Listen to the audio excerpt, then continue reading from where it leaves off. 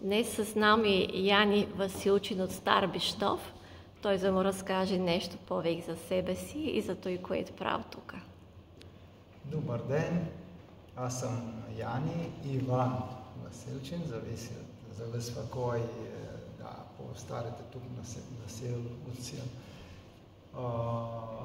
Използват Яни, официално, когато ходя по изложби, съм Иван. Моята приказка е малко тъй по-различна от другите. От другите, да, са роден тук. Аз не съм се родил тук в Стар Биштов. Моята баба, моят дядо, тат, тук са роден и съм вадил тук, откъдето съм бил манен, от на 1-2 години. Къде си живел преди той? Моите родители, той решил да живее на една страна на Румъния, защото мама е била там, той се е мислил да слуша да идва с нея. Тъй, че ние, като сме били манен, не сме уртували балкански и аз фурт съм имал, че той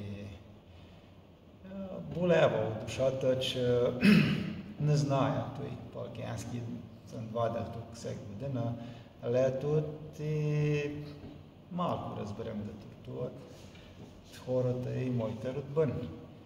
А като съм бил там, заради името се съм ме питал, чекай, ти какъй си, ти не си влахче, той има ние влашки.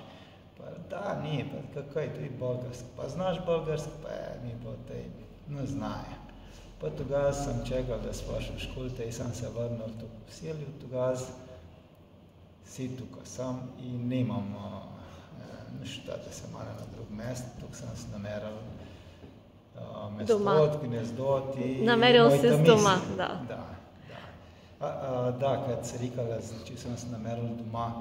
Аз съм тръгнал да направя с децата сега 20 години. Откъде хома, като сме дошли тук.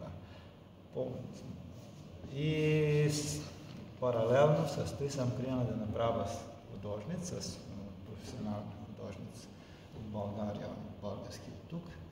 И да живеят по другия места, извън Румъния, в България. Съм тръгнал да правя един пленер. Тук хората и обадят малко на влашки, малко те и табъра по пиктура, по щампане, по рисуване, пленер.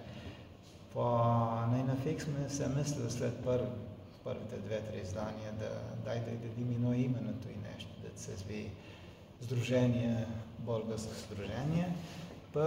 Сме стигнали на името Родина на кръстопътя. Идеята е била, че там дет има 2-3 българи, създават една манена родина.